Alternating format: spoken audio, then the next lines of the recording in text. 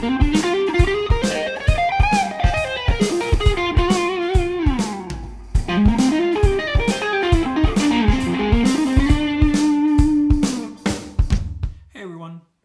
back. I will try to do this as short as possible. I kind of forced myself to watch parts of the previous video I uploaded. It's like way too long, as I knew it would, but I'm just kind of trying to learn my way through this. Anyways, 2 licks from Matt Schofield from the song What I Want to Hear. It's one of my favorite songs by him. It is in the key of F minor. And the basic chords of this song are F minor 7 and a B flat 7. So 1 and 4. There is only one addition that I can think of right now, which is a turnaround. And it's a succession of 5 chords, essentially secondary dominant chords, that to kind of lead you back to the tonic. And those are F7 and then B flat 7, which I'm doing kind of partial, like a partial fingering. E flat 7, A flat 7, D flat 7, C7. And then it goes to the main riff again. The only variation of this is, I think, one of the last times, or the last time possibly, where he sings the, when he does that. And then that's a chromatic variation. It goes half step up to G flat or F sharp, B natural. And then it goes back.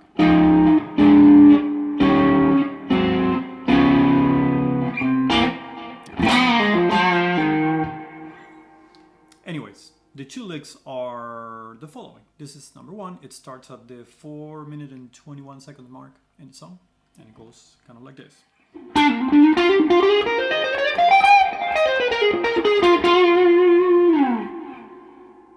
It's over the 4 chord, so it's kind of outlining that B flat 7.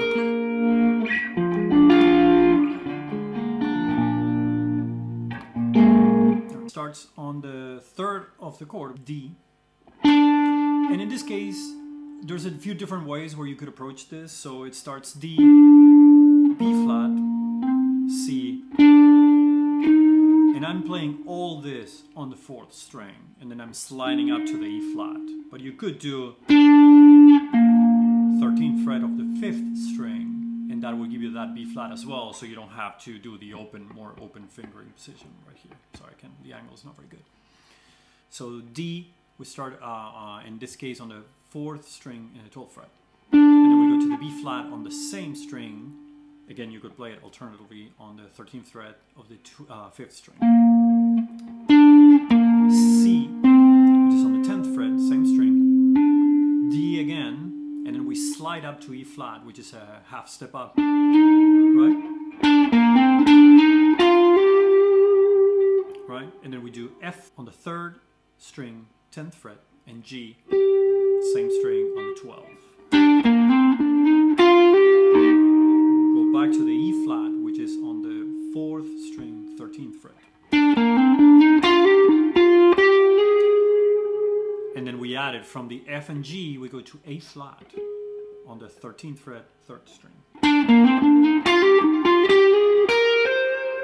And then B flat on the 11th fret of the 2nd, and then C, which is on the 13th fret, same string.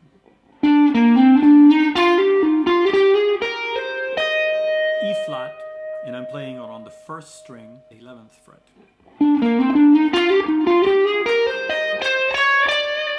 And then we're doing C, C sharp, and D natural, which is a kind of a common chromaticism to approach the 3rd of the chord, in this case the B flat. And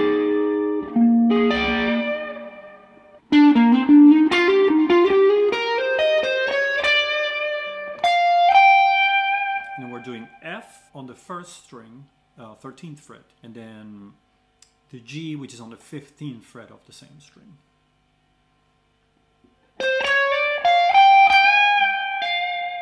And that we're doing like it's kind of like a quarter tone bend.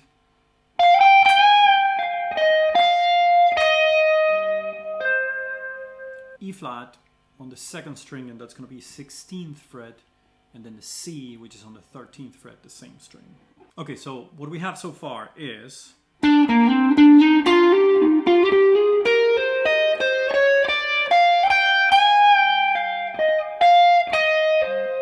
so we did the quarter tone bend, and then we go E flat, which in this case I'm playing on the 2nd string, 16th fret, and then F on the 1st string is going to be on the 13th. And then E flat again, and then C on the 2nd string, 13th fret. Right?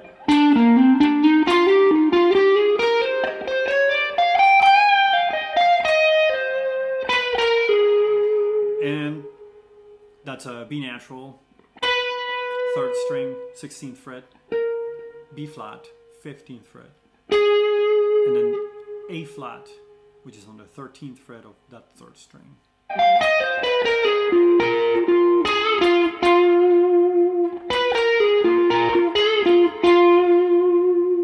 And that is F, B flat, F again, A flat, and then F again twice. And that F, of course, is on the 4th string, 15th fret.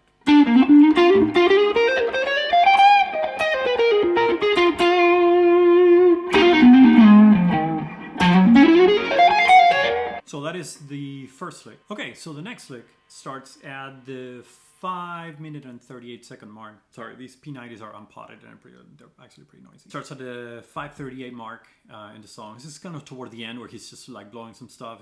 He plays some really nice ideas toward the end of the song. This lick kind of combines pentatonic minor and the Dorian mode, and there's some chromaticism as well that he uses to transition between the F minor chord, F minor 7 to B flat 7.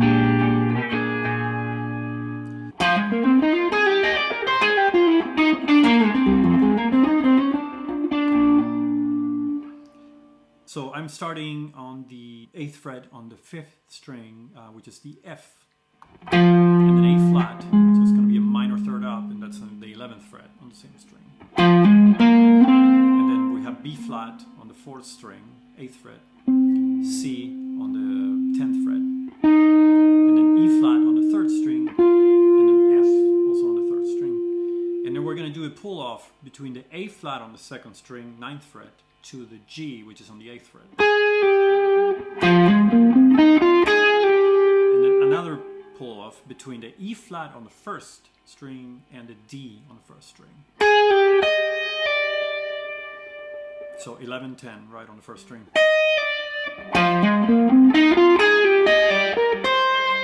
And that's going to be B flat on the 2nd string, 11th fret, and then C on the 1st string, which is on the 8th fret. And then we're going back again a half step between the A flat to the 9th, which is that G. Right?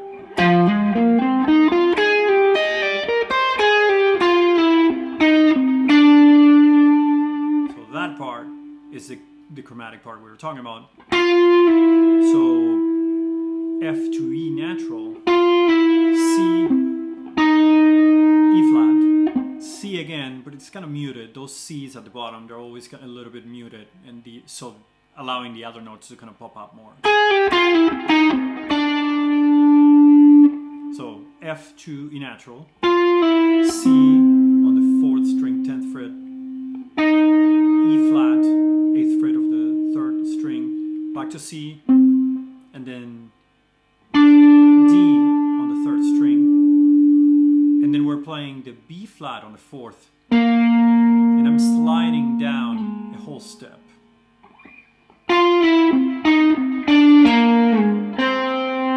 That's a C on the 3rd string, and then I'm doing a sweep picking up to the 4th string to G, so that's the G on the 4th string, 5th fret.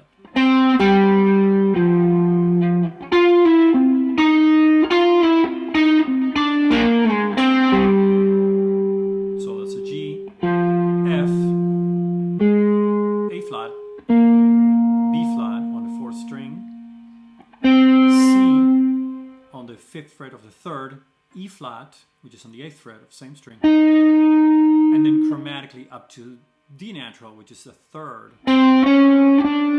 of that B flat 7 that we're landing on. Right? So it's pretty cool because there's like this chromatic kind of like tone wrapping thing going on where we're approximating that D natural from the top here.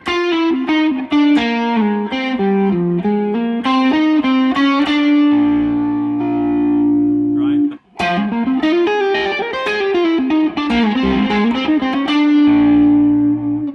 For me, the challenge in this lick is when you're doing the sweep picking up from the C there to not lose the G in the middle, because I'm using kind of like a half bar between in those strings. I'm not pushing everything, but I'm kind of doing this.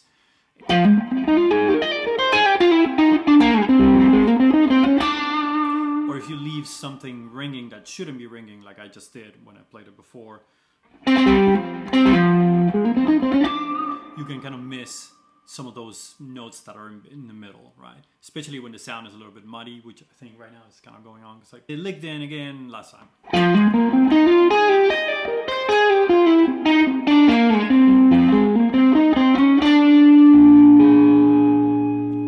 Right? So that completes that transition between the F minor 7 and the B flat 7.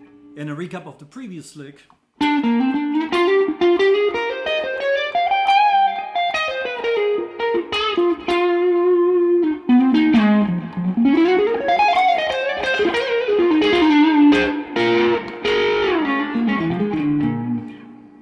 So those are the two, and there's like so many awesome licks. I actually learned the entire solo of this tune because I just like it.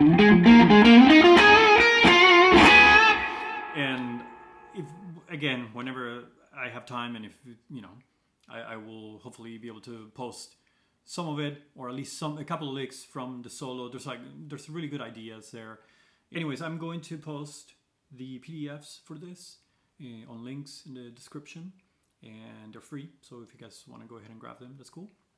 And again, the fingerings, those are, you know, I'm sure some of you will find them, you know, that you would be more comfortable doing something different, and that's totally fine.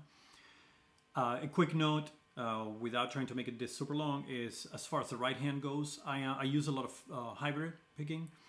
I have a lot of tension in my right hand, and I just kind of, after practicing and listening to a lot of different people, I just kind of settle on that because it helps me play it a little bit more relaxed, even though I still deal with like tension and stuff. So for example, for this lick, so that I'm using my ring finger, for example. Ring finger again. Ring finger again. Ring finger again.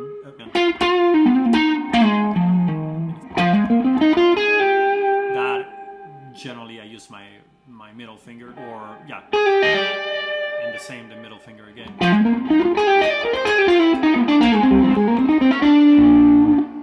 But again, I just, like for example, that time I played it with a pick, most of it, so it's weird, it kind of changes. But you could do alternate in this and combining it with some sweep picking.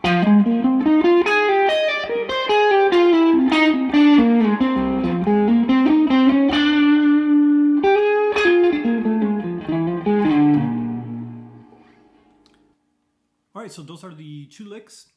I hope you find them useful. Let me know if you have any questions, and once I start editing this, I will try to make it as short as I humanly can. Thank you so much.